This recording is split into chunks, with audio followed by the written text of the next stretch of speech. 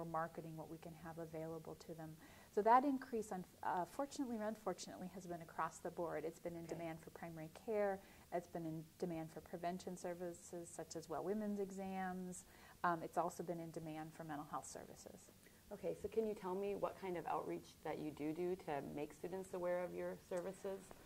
A lot of it is marketing. A lot of it is being out on the table. I think that, for example, with H1N1, there was a lot of deliberate collaborations that we did. We work very closely with campus partners. So, for example, during that first year period when students are in the residence halls, we work very closely with House Fellows and Residence Life to kind of both training them, giving them materials, making sure that they're aware, so they're referring students to us. So we believe that first year when students are in the residence halls, that's where a lot of them are introduced.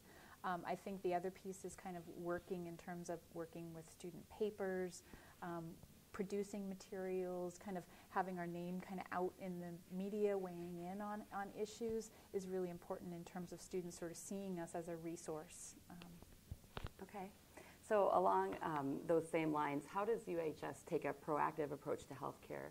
And what I mean by that is, what do you do to prevent some of the issues that college students face, like binge drinking or depression, weight gain, and other such things?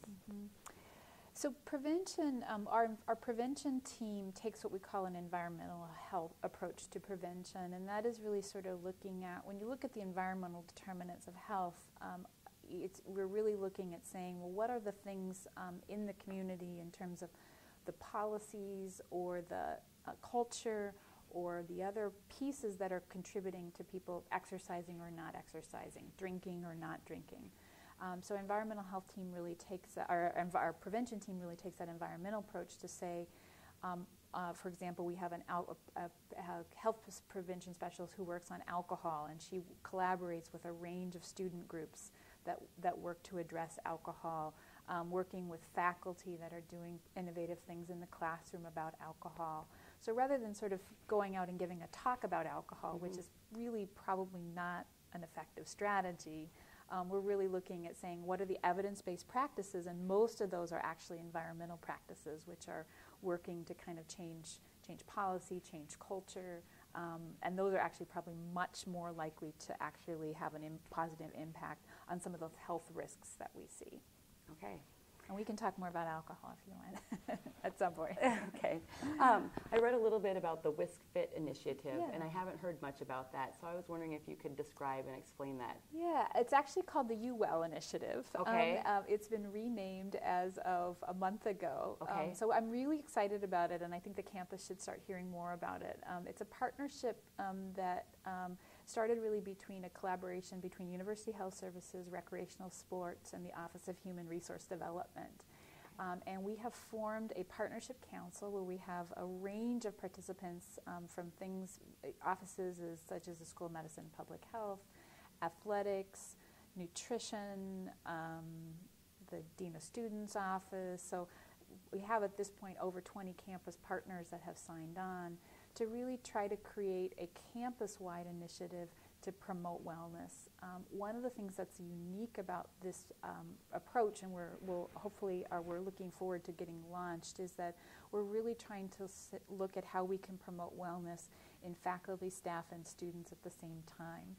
A lot of times on this campus, because of how things are funded, we'll have one program that's for students, and we'll have something else for faculty and staff, whereas they really are all kind of work together. So we've created a name. We have a logo that I'm meeting at 1 o'clock to review right now. We're going to be creating a website and hopefully creating some marketing campaigns to try to promote wellness among students, faculty, and staff, and then also to try to, we have a lot of activities going around on campus right now, but it's really hard if you're a faculty, staff, or student sometimes to say, well, what are my options? What can I do? So really trying to first kind of gather together all the campus resources in one place and then find ways to promote them. So more to come.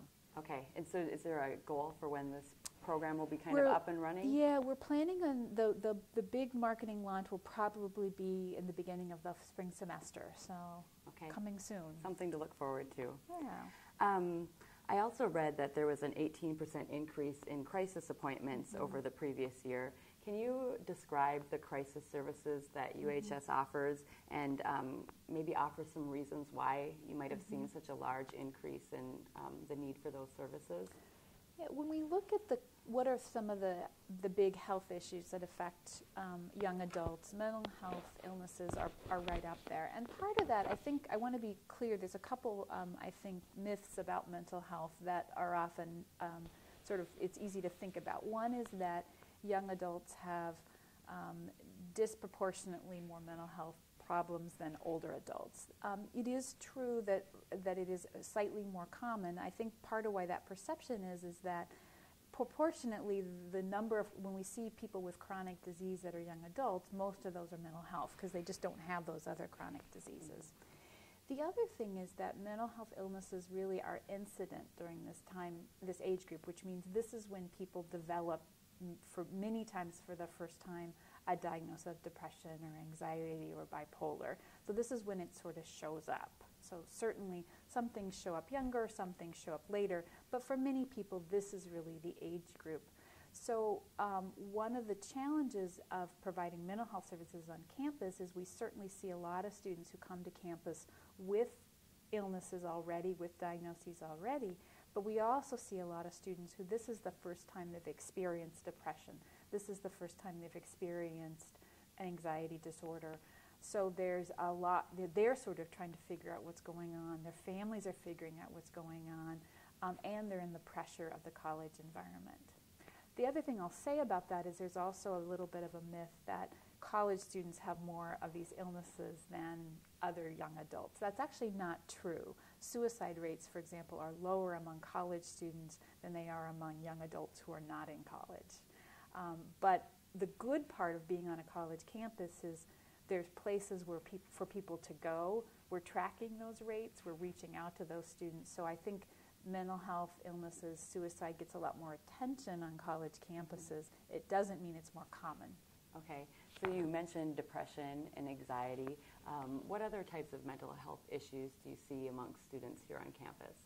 Depression and anxiety are certainly some of the more common sort of diagnosable mental health conditions we see. We also see certainly significant number of students with eating disorders, both ones that have been diagnosed before they've come to campus, maybe ones that were inactive and they've had a recurrence on campus, or ones that actually start while they're here.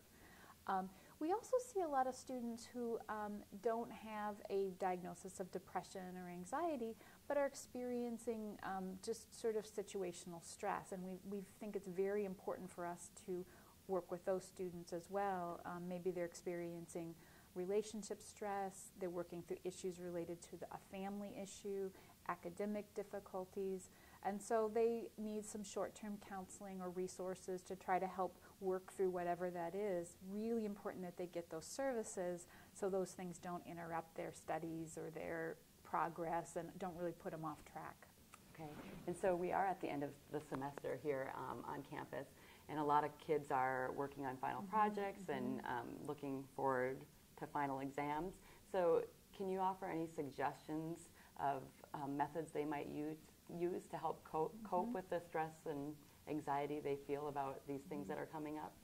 Well, I think this is certainly for a lot of students a very stressful time. I think that based on where they are in their career, their time on campus too, it can have different levels of stress. For first-year students, sometimes maybe they're still sort of figuring out how to study and how to manage the semester, and so maybe things aren't going as well as they anticipated, and so it's crunch time and they aren't as prepared as they might have liked to be. For older students, sometimes they're deep in their major and things are much tougher than they were before, or they're also facing external pressures like, oh, I'm also applying to graduate school, or oh, I'm also studying for my MCAT. So it's different depending on where people are on campus. I think the important things for people to focus on at this time is to really kind of keep perspective related to it. I think sometimes it's easy for us, particularly for our students who are very driven, very smart, very talented, to really over-identify with, if I don't do well on this, maybe I'm a